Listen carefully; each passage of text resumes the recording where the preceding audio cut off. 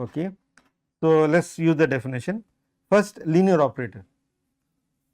Okay. So, derivative is a linear operator, d by dx, Laplacian. So, what is a linear operator? If an operator L, then I put f phi and you will get some zeta, right. F of x acts on it and I zeta x. So, I put factor 5 of this, multiply this by a factor, then my output also will be multiplied by the same factor, right.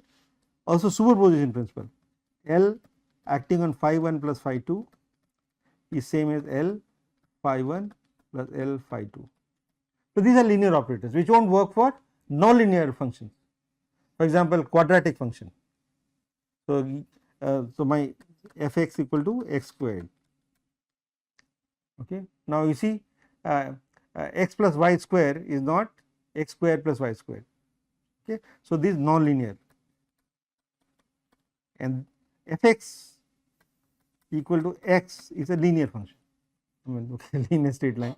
So, okay, and this is of course standard easy function, but Laplacian is also a linear function, linear operator, right. I mean okay. Anyway, so this is standard, but so we are dealing with linear operator for definition of Green's function.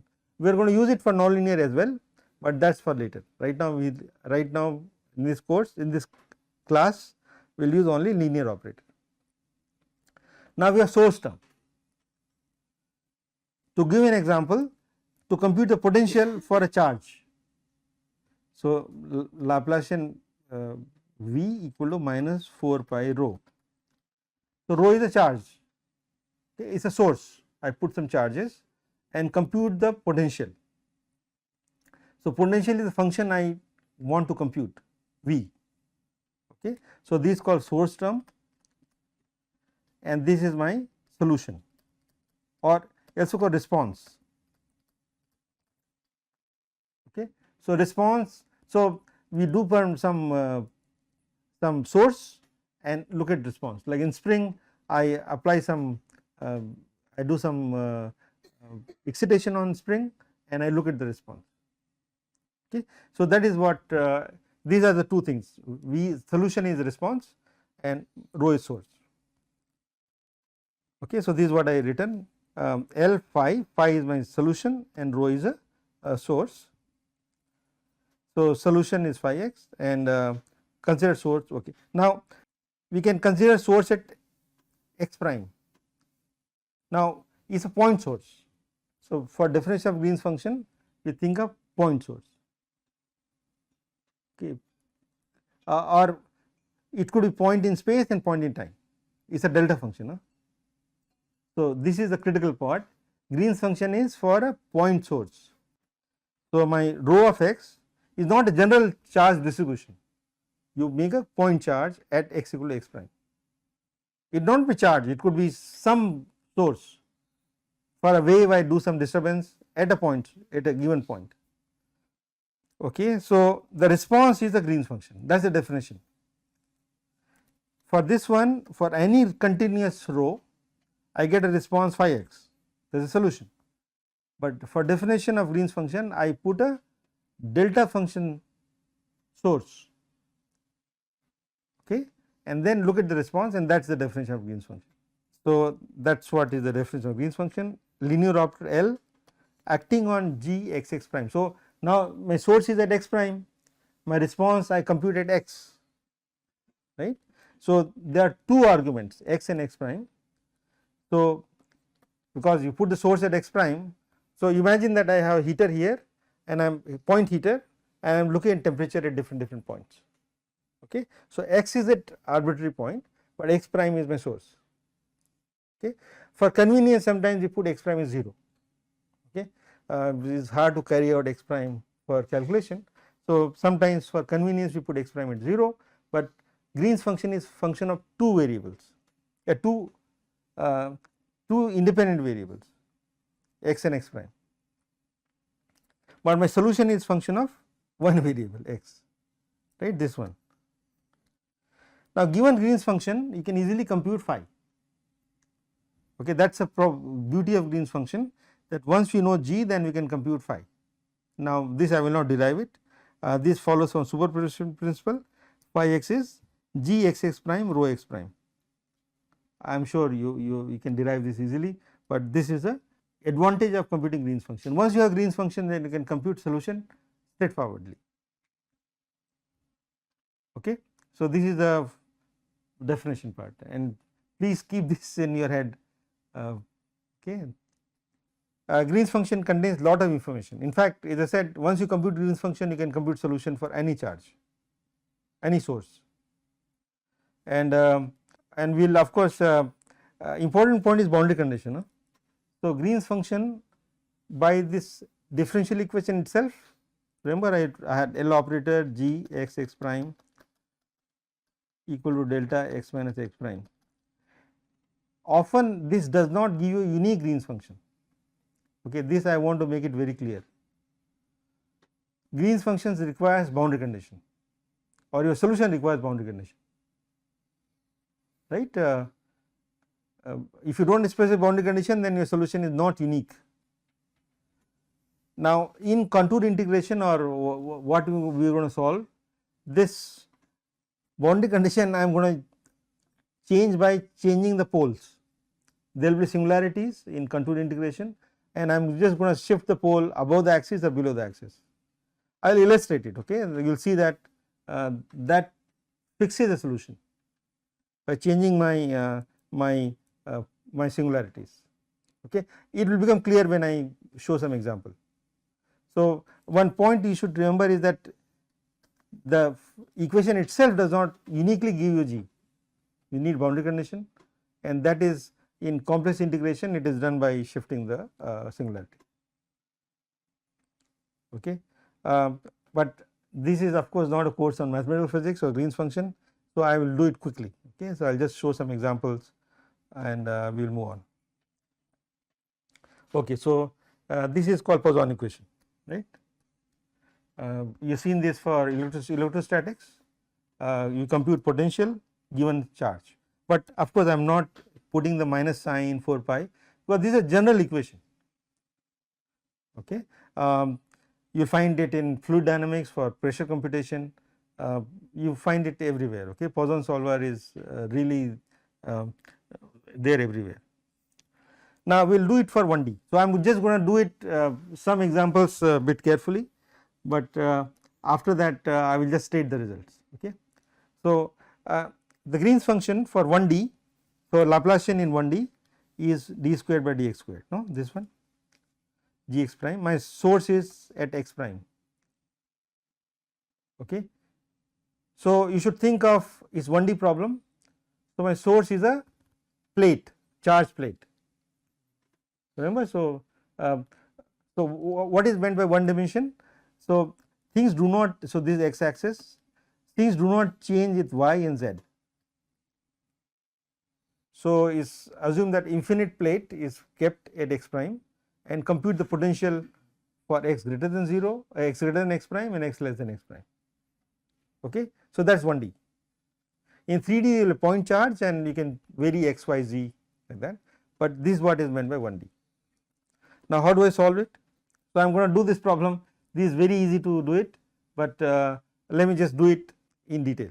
Okay. I am doing it in real space, we will try to do it in Fourier space as well. Okay. So, for x not equal to x prime, then the right hand side is 0. So, I get d square by dx square g x x prime is 0. Its solution is immediate, right. So, the solution of this is g x comma x prime. I am going to do it for, well, let us put x prime is 0. Okay. I am just going to choose x prime to be 0.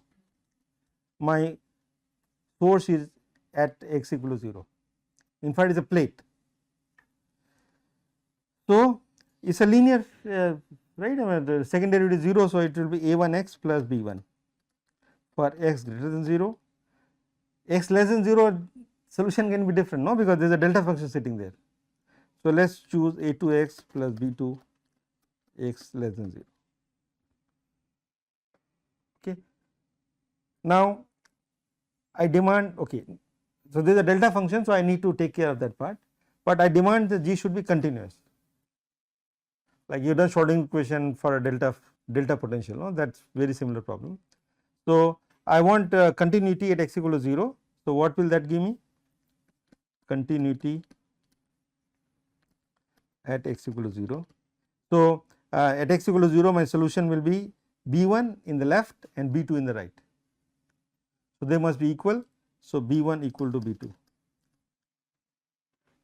Fine. Now how do I take care of delta function? I do the integral. So this is my x equal to 0. I integrate both the sides from minus epsilon to plus epsilon, right, that is what is done. So minus epsilon to plus epsilon. So let us do the integral, do it here, dx by dx square minus epsilon to plus epsilon. So what is the delta function integral from minus epsilon to plus epsilon? 1, no? 1. And what is this integral? Dx. So x prime is 0 here. So the left hand side will be d by dx g minus epsilon to plus epsilon, correct. So there is a change in the slope and the change is 1, right. Change in slope from left to right is 1, this is 1 change in slope. So what is the slope in the left? It is a1, sorry, slope in the right first, right minus left, no, that is what we do. So epsilon is positive, right minus left, a1 minus a2 equal to 1.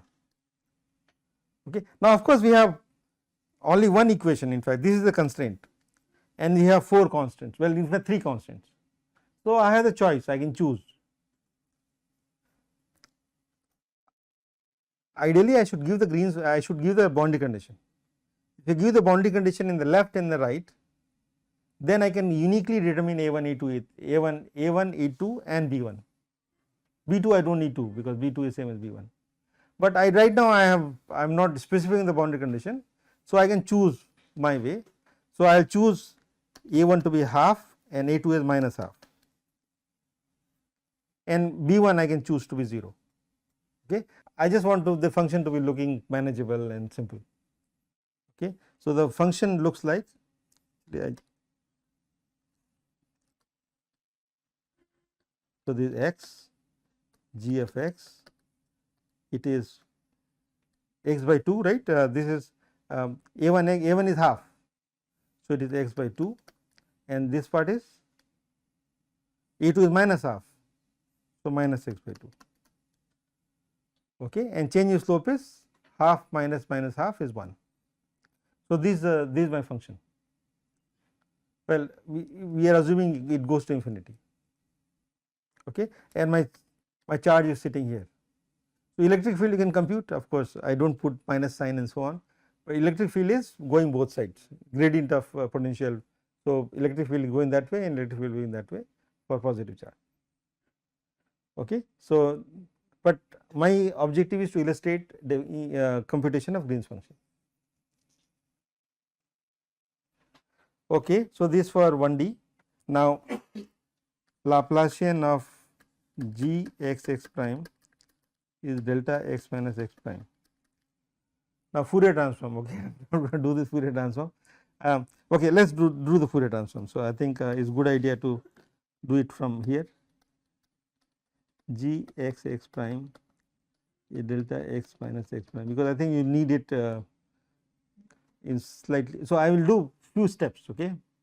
I think some of you who are expert of Fourier transform can immediately see the answer, but let us do it slightly carefully. So g x prime is a number. What is varying is x, right. Temperature I measure at different points. So x is variable, but x prime is a number. So g of x prime is, so integral, remember I said dk by 2 pi to the power d, g of k e to the power I, this is the k is a vector, k dot x. This is my definition, right? This is a definition I showed you. Now, what is delta function? Delta x minus x prime is integral dk by 2 power, this x is a vector, no? 2 power d e to power I k x, k dot x. So, this is a definition of delta function, right. So, now substitute it in this equation. So, when I substitute, what will I get? So, Laplacian will act on what? Laplacian acting on G, Laplacian acting on this. So, Laplacian is function of x, y, z. It does nothing to this one, nothing to this one. It will act straight on this. So, what will that be? Minus I k squared, right, because gradient gives you I k, another gradient gives you I k. So, I k dot I k is minus k squared. Okay. Now, please convince this yourself. I cannot do the algebra in this advanced course. So, this is nothing but dk by 2 power d gk by minus k squared. Okay, this is the left hand side. Right hand side is integral dk e to power I k x, sorry. So, derivative is dropping down, well, I'm apologies, minus k square on top, not below. So, I k dot I k. So, remember gradient of e to power I k x is I k, e to power I k x. You can easily show this, okay, and del dot del will be minus k square. Now, right hand side is 2 power d e to power I k dot x. Now, e to power I k x is the complete basis, no, by linear algebra. So, then I can equate the integrand both sides. Okay, is that clear or not clear, right? So, that means g k times minus k squared equal to 1, right. So, I am using the function a e to power I k dot x equal to b e to power I k dot x. A and b are function of k, then a must be equal to b. Okay, that is because e to the power I k x forms complete orthogonal basis, okay, that is important. So, that means g k is yes. So, Fourier transform of a Green's function for Poisson operator, okay, the Poisson equation, this equation, g of k is 1 over k squared in any dimension with a minus sign, minus 1 by k squared. In my g of x will vary in different dimension, but g of k is minus 1 by k squared. Okay. So, if you remember this is very useful, you can see the answer. Okay, we will encounter this operator in field theory, and okay, I know this easily. Okay, so that is very useful to identify the answer. We will encounter more operators. In fact, I am going to do quite a bit of operators in this Green's function lectures, and but this one such. Okay, what is the interpretation of Green's function? Is I said, put your source at x prime. X prime is a fixed number coordinate. Okay, it could be in 3 dimension, 4 dimension, 2 dimension. So, in higher dimension it will be vector, but in field theory again you do not write vectors. You will find x is written like just like that in 3D as well. So, these are for shorthand, you do not want to write vectors. So, this is what people do all the time, and the resulting potential at x is Green's function. My source is there is a delta function, and in fact it turns out that you can, once you know this, then you can also interpret path integral. Okay. So, I am going to do that. I think today's time, today I will not be able to do it, but path integral of Feynman path integral is nothing but Green's function. I will just show you. I mean, we can easily derive it by this method.